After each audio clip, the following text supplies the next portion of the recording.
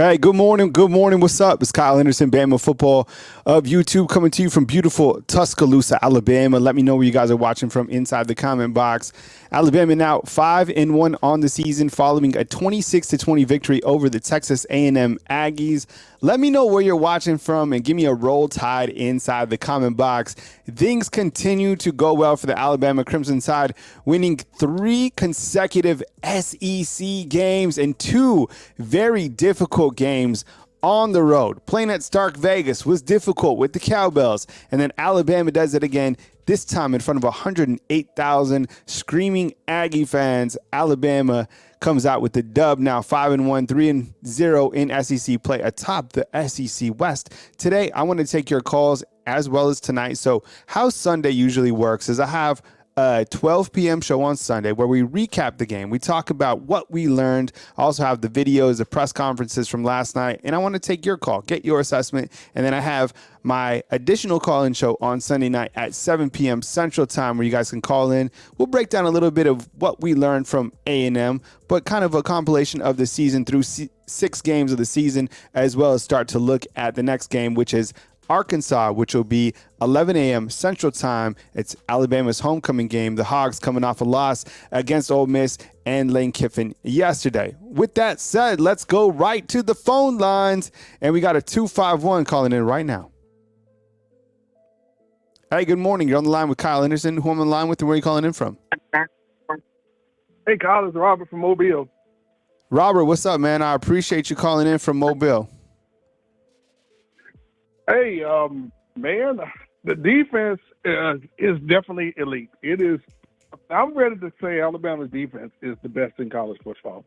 I'm ready to make that call for you now. Mm-hmm. Amazing how when a certain guy whose name starts with Pete and ends with Golding leaves, we all of a sudden get a defense.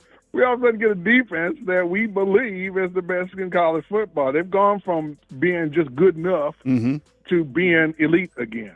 By elite, my definition of elite is we're the top 5 at least, on paper, but maybe 1, 2, or 3 with the eye test. This team, I think, is number 1 with the eye test. On paper, it may not be statistically number 1, but the eye test is also is a factor in there. But the eye test for the defense is we're the best. I think they dominated that second half, and that means the quarterback for A&M was running for his life. Yeah, and that's safety at the end. Goodness gracious, that reminds you of old Alabama football, where the defense takes over and say, "Okay, this is as far as you go. No more. Game over. You give us a couple of more points, Miro, and this game's over." That's what the defense did yesterday. It was just a wonderful thing to watch. Finally, that kind of a defense is back again. Miro played well, and he said he had to have the best game of his college career, and he did. Mistakes, I wish we had a few mistakes, but we overcame them primarily because the defense just wouldn't allow A&M to capitalize on those mistakes. So that helps us out a lot. But he had some good play, really consistent. There was a couple of hiccups, but he found something with Burton, which I kind of was wondering why it wasn't there with Burton and Bryce. I don't understand why Bryce and Burton could have a connection last season. I was really surprised by that. But Miro and Burton has found that connection, and it was a great thing to watch. Burton, which is what you want in the biggest game on the biggest stage. You stepped your game up to another level. That's what we needed at the time. We most needed it. This was the worst matchup for Alabama as far as a really good defensive line versus our offensive line. It was all right. Yeah, we got our offensive line a little shaky, and Texas A&M defensive line is really good. How's that going to play out? And we're on the road, 110,000 people all wanting your death. and you still prevailed on him, and even Burton got a little cocky, maybe a little too cocky. but that's kind of attitude you got to have if you want to pull these kind of games out. And I mean, it was just a great thing to watch. We finally believe that this team has what it takes. If they can just avoid mistakes, they can beat anybody, including Georgia. If they play mistake-free football, they do beat anybody, including Georgia. So it's there. It's just, can we avoid the mistakes? And even with all the mistakes, we still managed to overcome those and win the game. Mistake-free football yesterday, it would have been an absolute blowout of Texas A&M. If they played, maybe by mistake-free, maybe instead of 14, it's 4 penalties. Mm-hmm.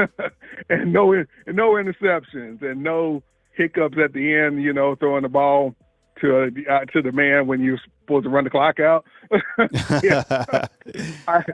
You have to explain to me, Kyle, what was the deal there, because I'm still not quite sure. I've heard other people say, hey, that wasn't called by the offensive coordinator. Miro just saw a wide open man. Then okay, that's fine. But why you one hopping it if he's so wide open? Well, and I was thinking about that this morning. So 2 plays, and we're on with Robert from Mobile, Alabama. Call-in line is open if you want to call in.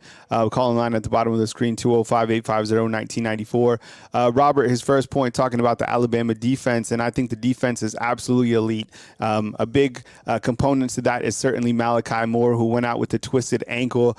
So I would probably, say that Alabama is going to be without him, for this next game against Arkansas. But just as I said before, Jeff Allen does such a great job getting these guys back up into shape. I mean, you saw how short-lived Deontay Lawson was out, and then he's back playing after missing just one single game against Mississippi State. I thought he played well.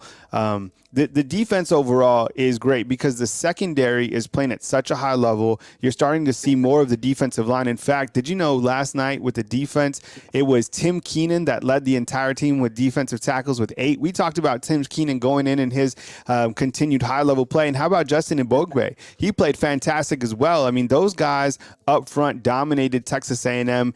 And like you said, when Alabama got that safety, that was some old Alabama football. And just like Coach Saban said during his post-game press conference, Caleb Downs, who, by the way, leads the entire team with tackles, comes up with his second interception in 2 games and at a really pivotal time. I thought there was 2 points in this game that really took the sails out of College Station.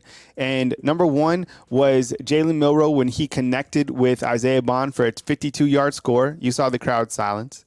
And then with that interception, you saw the crowd silence. So the team played elite. The defense did a fantastic job. But how about Jalen Milroe? I mean, people wanted to see, can Jalen Milroe beat you over the top? Yesterday, 321 yards. Jermaine Burton played outstanding. And look, people were like, I think with Jermaine Burton, this is the main thing. If you rewatch my videos going into this game, I said that Burton was going to play big and Isaiah Bond. Each of those guys did. Hit it right on the money, 100%. Isaiah Bond, the reason that Jermaine Burton is playing like this is, number one, he's made a big leap from last year to this year, but also how many critics did that young man have at the end of last season going into this season? Nobody wanted to see Jermaine Burton coming back. I think that made him work harder. I think he's pissed off for greatness, and you saw that yesterday with that display. Look, I get it. Some of the off the field stuff. I mean, look, he's showcasing that he's pissed off for greatness. And to be honest, sometimes there's nothing wrong with that. You want those guys to play at a high level, of course, some of the off-the-field stuff after the game, like flipping the crowd off or whatever he's doing. But, like, the guy played big. 9 receptions. Isaiah Bond played well. You got to get him the football. And then the last play, I was thinking about that as well. Like, when Jalen Milroe was able to connect with Jace McClellan, and Jace McClellan, like, tapped the ball up and then caught the ball for extra first down. That was gigantic. And then, yeah, right. And then after that, when Jalen Milroe threw the football and like one-hopped it, I think that's on Jalen Milroe, because when he came to the sideline, Coach Saban was ripping him, right? Overall, the team played great. 321 yards by Jalen Milroe. Totally fantastic. But the pre-snap penalties, there was 14 penalties yesterday for Alabama, 14. And in those games, they have lost against Texas, they lost against LSU, and they lost against Tennessee when they had penalties of this caliber, right? 9 of those penalties yesterday were pre-snap penalties. I get it. It's 108,000, but still, we're still seeing some problems with that snap count issue, and it's something that needs to be taken care of. Robert, get one more point in before we move to our next caller. Yeah, some of those penalties, though, I mean, one of those false starts, it was like I didn't see a single person move. Where did you get that false start from? And that crackback block, it was like seriously, dude. That was really worth a flag on a play like that. That really? was, I almost tweeted out. I didn't say it, and I don't really tweet during the games at all. In fact, I didn't yesterday. I almost said something about that when they blocked the punt because Dallas Turner was ahead of the guy. That is not a clip at all. Like, he wasn't behind him. Now, with that said, Dallas Turner didn't even have to make that move to block that guy because Broswell was already out in front. And what about, there was some times that Jermaine Burton was getting literally his arm pulled. Yeah. And a face mask at the same time. And some of those plays weren't called. Yeah. I cannot believe that this team was able to win with 99 yards of penalties. Just unbelievable. And some of that was, just penalties not being called or whatever the case was. But the pre-snap penalties, you got to kill them. Alabama now has had 6 touchdowns taken back this year. 6 touchdowns. Anything else, Robert? Yeah, that's impressive. Yeah, that's unprecedented. But the last one again, that so-called crapback block. I mean, some of this, a good 3 or 4 of those penalties are referees being a little too picky. Yeah, in Alabama, 100%. And that's beginning to be a trend. Maybe Nick Saban needs to mention that in a press conference or something. Yeah, that's getting ridiculous. But great game overall, and I'll look this for you tonight. Catch you later, man. All right, man. See you, Robert. Take it easy. All right, Robert batting leadoff for our show today. I keep saying good morning, but it's already 12:13 p.m. Central Time. Alabama now 5-1 on the season. Milroe throws for 321. Alabama penalty plagued once again, 14 for 99 yards. Defense played big. Jimbo Fisher talked about some of the momentum changes. I guess one of them, too, happened in the first quarter where Texas A&M was putting together a pretty good drive by Max Johnson, and Alabama was able to come up with the stuff on 4th and 1. I knew they should have kicked the field goal. I mean, look, you play to win, but you play 4 points as well. And I knew as soon as Alabama made that defensive stop, the defense came through a couple times yesterday. That was going to give Alabama momentum, and that it did. And this was another piece, too, of something that I found really interesting is James Burnip goes out, who's the punter, right? And that first punt, that was his worst punt of the game or the season. It was like a 29-yard punt, completely shanked it. So then he hits a booming punt. I don't even know how far that next punt was, like 55 yards or something like that. Then he goes out because Anaya Smith almost, he like broke everyone's ankles. And then who comes in? It's Will Reichard. Will Reichard's the punter as well. So he comes in, and I thought he played well punting the football. Just completely, that's like peak athleticism. That's an all-time leading scorer in Alabama history is Will Reichard. Please give that guy some appreciation. I know you guys do, but man, it's just great to see him performing at such a high level. 601, let's do this. Hey, how's it going? You're on the line with Kyle Henderson. Who am I on the line with, and where are you calling in from? How's it going, Kyle? It's Jason Pensacola. Hey, what's up, Jay? I appreciate you, man. All right, Alabama now 5-1. Milroe throws for 321, 14 penalties. Malachi Moore tweaks his ankle. Where you want to start, man? You can start anywhere. I mean, first of all, I want to say I would like to see Isaiah Bond as a punt returner. Mm-hmm. Because Kool-Aid ain't it. Like, he did good last season. Oh, I tell you what, I would even like to see Terrion Honor as a punt. And you see what happened last time? He had a touchdown. And Kool-Aid just ain't it when it comes to punt returns. The last couple of games, he done almost muffed it and almost lost it. Kind of punt return. Mm-hmm. I like Kool-Aid as anything else but a punt returner. Also, I know you seen when he tried to punch the ball out instead of tackling him. Yep. I was like, what are you doing? Like, that was crazy. I am proud of our defense, though. Our defense took the game over, especially in the second half. I feel like this team, past Alabama teams or second half teams, this team is seeming to turn into a second half team. Uh-huh. First half they had their mess ups and everything else, but the second half they go in there, they snap out of it and they clean it up. I like that. Jalen Milroe, people doubted him so much. Somebody he can't throw the ball in any minute passes. I am so proud of him, and he still got a lot of progression to go through. Mm-hmm. But I give props to do. I was so happy that he He did so good. I stood up almost the whole game in my truck watching the game. I had to park. I said, I'm going to park and watch this game. And I was happy. At the end, I heard Nick Saban say, Jalen, he got out to Jalen. He said, he cannot get tackled. I read his lips. He was like, Jalen, make sure. And he was like, I got you. Hey, Jay, so I have a couple questions that I'd like to pose to some callers today. So if you don't mind, I got a couple. You ready? Yes, sir. Okay, yes, sir. Who is your MVP from yesterday's game? Jermaine Burton. Yep, Jermaine Burton. I mean, he came in the clutch. Right, and so my third question, we'll just jump right to that then. What did you think about the play of Jermaine Burton? Because coming into this game, the guy only had like 8 receptions. He had 9 yesterday for 196 yards. I feel like they didn't play him in the Mississippi State game just because they didn't need him. Yep. I do feel like they was being vanilla when it came to the. And see, I think that's exactly what they did. Because Tom Reed, he played vanilla in the whole Mississippi State game, just so Texas A&M couldn't study their film, and that is exactly what Jimbo Fisher said. He said, hey, they haven't been doing that lately. They haven't did that before. They was getting out quick. They was doing that because they didn't have any film to study on that. So I feel like they were being vanilla on purpose. And I mean, it just makes more sense to me. Next question. Thoughts? Well, you kind of gave me some thoughts on Jalen Milroe, but let me ask you from this perspective.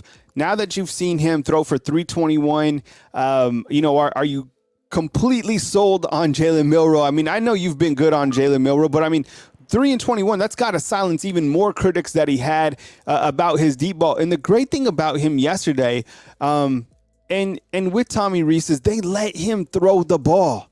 Like they let him air it out. Finally, just like go out there and throw the ball. And I like that. Exactly. They let him go. Literally, they let him go.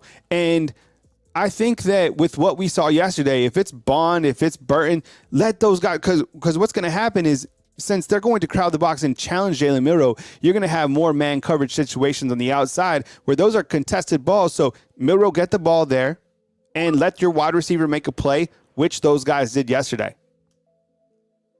Yeah, I agree. One thing, I don't know if you remember, but I was the only caller that said 28-20. And it was 26-20. Yeah, that was a good score prediction. Okay. So give me your take on Milroe real fast before I ask you my fourth question. Milroe, I feel like his progression is getting better every game, and I do feel like the sacks could be avoided.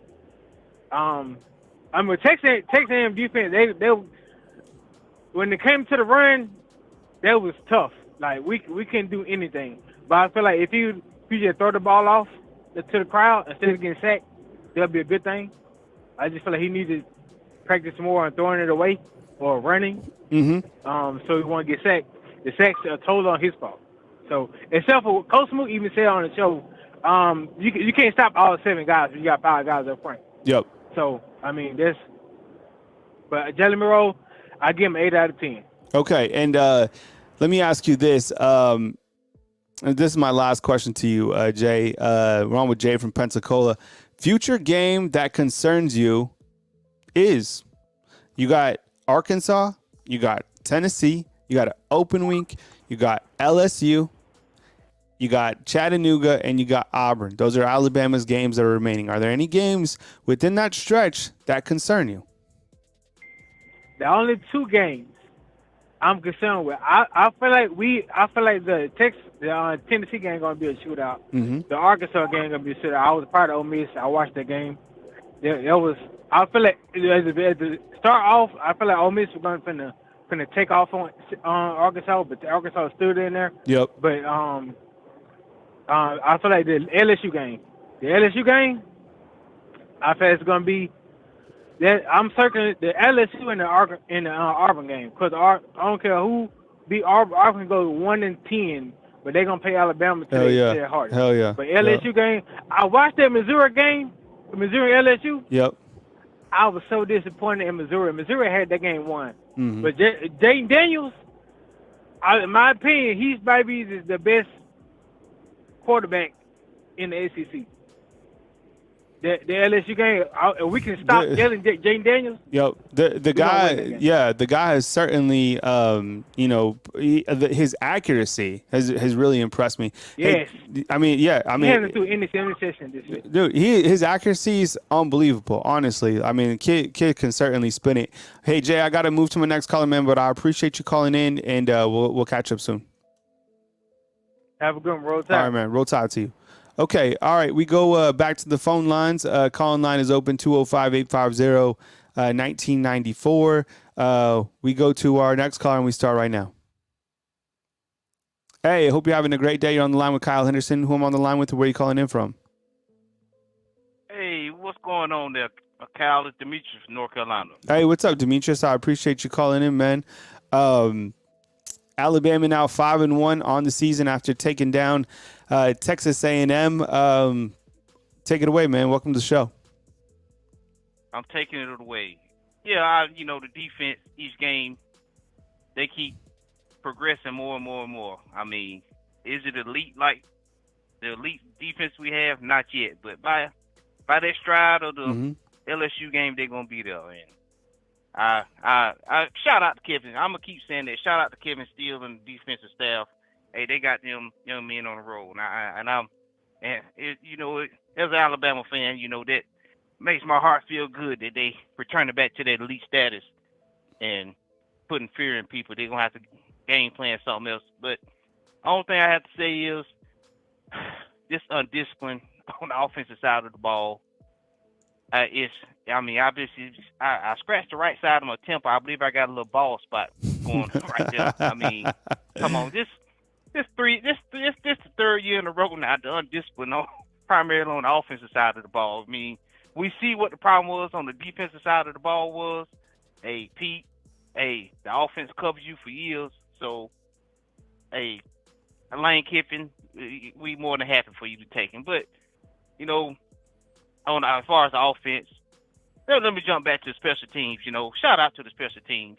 Last caller hit on it. Yeah, maybe Kool-Aid can do a little bit better or they make a change. But special teams, they own the money. Will Riker, I put him in the same status as Proctor from back in the days. And hey, the young man is they need to give him a medal, key to the city or something when he leaves and go to the pros. I mean, he done an exemplary job. These years, what's his nickname? Will to Real. Hey, he deserved it. But yeah, on the offensive side, I mean, that's where my constructive criticism coming from, because I'm not going them young men. I'm not going to be down on them like some people do. But if we can get Jalen to, I done watched the game over twice. He missed quite a few open routes. He's getting slowly but surely getting better. But it's gonna come a time that that game should have been over by halftime. I mean, they supposed to, the 12 men, they're supposed to be down to 6 men by halftime. We should have won that game 52-10. Easy. Only way they scored, it was gonna be a last minute score at the end of the game on the second team. Kyle Field should have been empty. But it is what it is. But we do have a number one defense in the country. I believe if we play up to our full potential and cut out the undiscipline, we have the best team in the country. So, what was your thoughts on the play of Jalen Mill on the play of Jermaine Burton? Jermaine Burton, he stepped up like we've been wanting him to do ever since he came transferred from Georgia. Mm-hmm. And he, like the call y'all was talking about previous, he is down to naysayers. I really wish Jalen would get him the ball, or if a man got it going, I played tight end in high school. Just throw the balls to me. I'm gonna get it. I don't care if John Brown, if it was Deion Sanders guard me. Just throw it to me. I'm gonna get it. I mean, you can get in the zone. I mean, look, Devontae Smith. I mean, he proved it all. I mean, he proved it. Well, not Devontae Smith. What was the receiver of 2020? But he proved it. Hey, when you get in the zone, just throw it to him. Steve Sarkisian, just throw it to him. And that's what kind of game he had yesterday. I mean, that's how he was feeling it. Yeah, he was certainly on fire. All right, Demetrius, let me ask you my last question before I get to my next caller, man. Future game that concerns you, the remaining games in order are Arkansas, Tennessee. You got an open week, which comes at a great time right before LSU. And then you have Kentucky on the road. You have Chattanooga back at Bryant-Denny. And then you go to Auburn to take on Hugh Freeze and the Tigers. Any of those games that concern you? I'm going to be open-minded here. I believe all of them, and I've come from the point of view of how are we going to progress on the offensive side of the ball. Mm-hmm. I mean, because if we taking my humble opinion, taking too small of a steps each game, and I mean, with this game performance, we would have beat Texas. Mm-hmm. I mean. You know what? I was talking about that this morning. Look, the way that Alabama played on the road, if Alabama plays like that and you limit penalties, and I get, again, this is a game of like ifs, ands, or whatever, but you saw Texas lose yesterday. And I wanted to bring up something that I kind of spotted out this morning when looking at the football rankings. And I know the AP rankings are going to drop here shortly, but this team is trending upwards. And if you're going to lose in the world of college football, you have to lose at the beginning of the season, which Alabama did. This Alabama team is much better than the team that played Texas. Texas is still a very good team, and they beat Alabama head to head. But if these two teams played this coming week, I feel much better about Alabama playing Texas, probably beating Texas if the game's at Bryant-Denny Stadium. You just see everything evolve. I mean, literally on Wednesday during Nick Saban's press conference, he said the passing game is evolving, and then Jalen Milroe comes out and throws for 323, his career high. Demetrius, I got to run to my next caller, man, but I appreciate the support. Please call again next time. Roll Tide. Roll Tide to you, man. Demetrius out in North Carolina calling. We got a 703 and a 423. Kyle Henderson at Bama Football on YouTube. I appreciate you guys calling in. What did you guys think about Alabama's play against Texas A&M regarding the offensive and defensive side? I want to hear you inside the comment box. Who was your game MVP? Thoughts on Jalen Milroe, the play of Jermaine Burton, and any future games that somewhat concern you? And I guess that's kind of the rat poison, looking ahead. And I was looking at the AP rankings this morning. I don't have them in front of me, but one of the things that were standing out, maybe I could share a screen, and I'll get to my next callers in just a second, but let's just take a pause and look at the rankings. Things are really setting up well for Alabama. They have to continue to win, of course. But look, if Georgia continues to run the table, and they looked great against Kentucky, they took Kentucky to the woodshed. They're going to do their thing and probably remain unbeaten. It's a favorable schedule for them. Michigan really haven't played anybody, but Michigan still has to play Penn State and Ohio State. Those are going to be some challenging games for the Wolverines, but the defense is playing elite. Number 3, that was Texas. They lost their first game to now undefeated Oklahoma. Oklahoma led by a very good quarterback. I've always thought Dylan Gabriel was a very good quarterback. That was a great game yesterday, but Texas falls. The number 4 team, Florida State, seems like they're always a touchdown away from losing. They take on Syracuse this coming week after beating up on Virginia Tech, or it was Virginia, right? And then you have Penn State. They're up there. They have to play Ohio State and Michigan. You have Oregon and Washington. Those two teams will play each other this coming week. So one of those two teams is going to lose as well. You also have USC, who is on the ropes against Arizona before coming back. And then you have Notre Dame, who takes on USC. That should be another prize game this coming weekend. And then there's Alabama, who takes on Arkansas. So as you can see, that college football ladder, Alabama should be able to continue to climb in the polls if they take care of business on the field. Of course, that is rat poison talk, but those are facts. Those are the teams ahead of Alabama. And, I was not surprised in the slightest with seeing Louisville beat Notre Dame last night. I mean, Notre Dame always a pretender, and I still feel the same exact way about Florida State. We go back to the phone lines at 703. Hey, thanks for being patient. You're on the line with Kyle Henderson. Who I'm on the line with, and where are you calling in from? Hey, Kyle, it's Crimson Blood 22 from Fredericksburg, Virginia. How are you? I appreciate you calling in, man. Hope you're having a great Sunday, man. Welcome to the show. Yeah, I was listening to some of the other callers before, and I share some of their same sentiments. I think it was Jay from Pensacola said that he predicted 28-20. Well, last week when I called, I predicted 24-20, so I guess we're going to split the difference on that.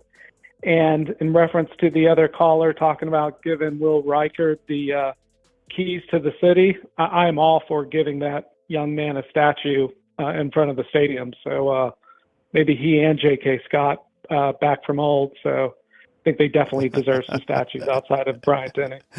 Yeah, I mean, look. And I also said, too, last week about the general anxiety disorder. My anxiety was extremely high. So it's interesting because I can see the analytics like going into each game based off like the videos that we produce. And people were nervous going into Ole Miss like I've never seen before. It was like almost like a huge sigh of relief that Alabama took care of business. And then against Texas A&M, I mean, everybody saw that the game, everyone thought, I guess, that the game was going to be tight, and rightfully so. Why wouldn't it be? The last three games now have been down to the wire between these two teams, have been thrilling games, and it's very difficult to win at College Station. I'll tell you something. I am shocked that Texas A&M is not a top 25 team. In my opinion, I feel that they're a better team than Ole Miss. And especially going down there at College Station, this is a gigantic win for Alabama. Huge win. And with 99 yards of penalties, like Coach Saban was like, I'm happy for this group. And he said that this may be a record in terms of the most miscues and still managing to come out with a dub. It was just such a gigantic win for Alabama. And, really excited for these guys to continue that momentum. And though there were 14 penalties, I still